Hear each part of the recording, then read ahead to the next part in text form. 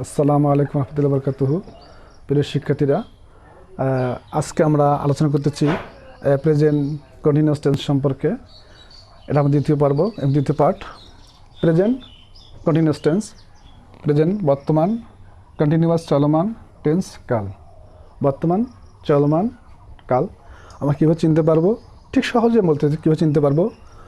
চেনার উপায়: বাংলা বাক্যের ক্রিয়ার শেষে তেছি, তেছো, তেছে, তেছেন বা যাচ্ছি, খাচ্ছি, ধরছি, মারছি ইত্যাদি চিহ্নগুলো।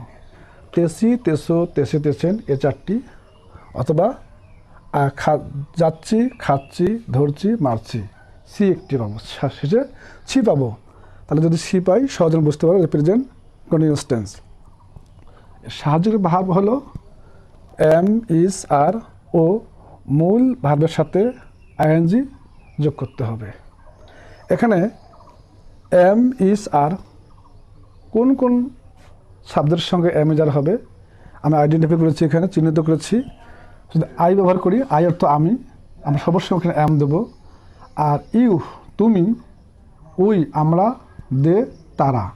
যদি ইউ, উই, দে ব্যবহার করি তাহলে অবশ্যই আমরা এখানে আর ব্যবহার করব। এবং থার্ড পারসন রানা, হি বয়, তার মানে অবশ্যই ইজ দেবো। এবং রিনা শি গার্ল, তাহলে আমরা কী দেবো? এখানে ইজ দেব। আর মূল ভাবের সাথে কী হবে? আইএনজি যুক্ত হবে। সেখানে যে কোনো ভাবে হোক না কেন কথা, তার সঙ্গে আইন যুক্ত হবে।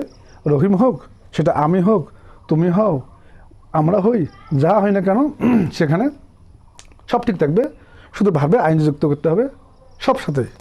তো এখানে আমি যাই, এটা প্রেজেন্ট ইনডিফিনিট টেন্স। এখানে রস্বই পেয়েছি, আমরা এর সঙ্গে তেজি যোগ করলাম, তাহলে আমি যাই তেছি, এটা প্রেজেন্ট কন্টিনিউয়াস টেন্স। তাহলে তার মধ্যে আই অ্যাম গোয়িং, আইন যোগ করলাম, আই অ্যাম গোয়িং, আমি যাইতেছি। আমি কি যাইতেছি? Am I going. এখানে কির কারণে আমরা অক্সিলারি ভার্ব, সাহায্যের ভার্বটা আমরা সামনে নিয়ে আসলাম। আমি কি যাইতেছি, অ্যাম আই গোয়িং।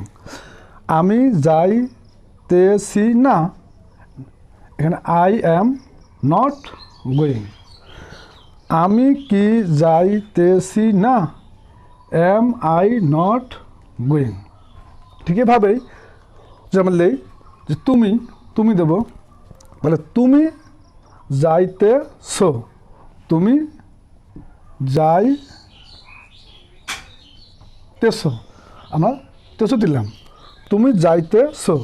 তাহলে এখানে আমরা চেঞ্জ করবো ইউ, এর অর্থ হচ্ছে তুমি, আর আমরা এর সাথে কী দেবো? এখানে আর দেব। তাহলে ইউ আর গোয়িং, তুমি যাইতেছো। তাহলে তুমি কি যাইতেছো, আমরা আরকে নিয়ে আসবো সামনে, তাহলে আর ইউ গোয়িং। তুমি যাইতেছো না, তাহলে ইউ আর নট গোয়িং। তুমি কি যাইতেছো না, তাহলে আর ইউ নট গোয়িং। ঠিক আমরা এই এমের জায়গায় আর বসাবো এবং আইয়ের জায়গায় ইউ বসাবো। বাকির সব কি ঠিক থাকবে, বাকি সব নিয়ম ঠিক থাকবে। ঠিক এরকম করিয়া আমরা লিখব যে রহিম যাইতেছে, রহিম যাইতেছে। তাহলে রহিম, এখানে রহিম নাম একটি, যেমন রানা, এরকম যদি এটাই আমরা বলি এক কথা যে রানা যাইতেছে, তাহলে রানা ইজ গোয়িং, রানা যাইতেছে। রানা কি যাইতেছে, তাহলে ইজ রানা গোয়িং। রানা যাইতেছে না, Rana is not going. Rana কি যাইতেছে না, ইজ রানা নট গোয়িং। ঠিক এভাবে আমরা প্রতিটি সাবজেক্ট চেঞ্জ করব এবং ভার্ব চেঞ্জ করব, কিন্তু নিয়ম একই, শুধু একটি আমরা ভালো করে মুখস্থ করব। আমি যাইতেছি, আই এম গোয়িং। আমি কি যাইতেছি, এম আই গোয়িং।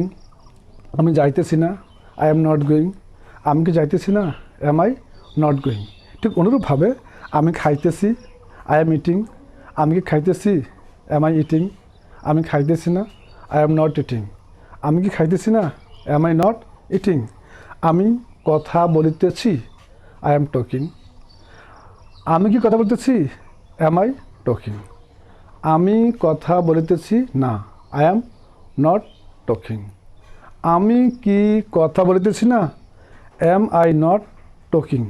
ঠিক এরকম করে আমরা প্রতিটি বাক্য, প্রতিটি ভার্বকে আমরা চেঞ্জ করে করে আমরা বাড়িতে অভ্যাস করব, চর্চা করব, প্র্যাকটিস করব, তার সহজে কি আমরা টেন্সটা শিখতে পারবো। তা আজকে এই প্রেজেন্ট কন্টিনিউয়াস টেন্স সম্পর্কে আলোচনা করা হলো। আমি আশা করি যে তোমরা সবাই মনোযোগ সহকারে এগুলো পড়বা। ইনশাল্লাহ আমরা টেন্সটাকে আয়ত্ত করতে পারলেই আমার ফ্রি হ্যান্ড রাইটিংগুলো খুব সহজে কি আমার কাছে আয়ত্ত হয়ে যাবে। তা আজকের ক্লাসটা এ পর্যন্তই শেষ করলাম। আসসালামু আলাইকুম ওয়া রাহমাতুল্লাহি ওয়া বারাকাতুহু।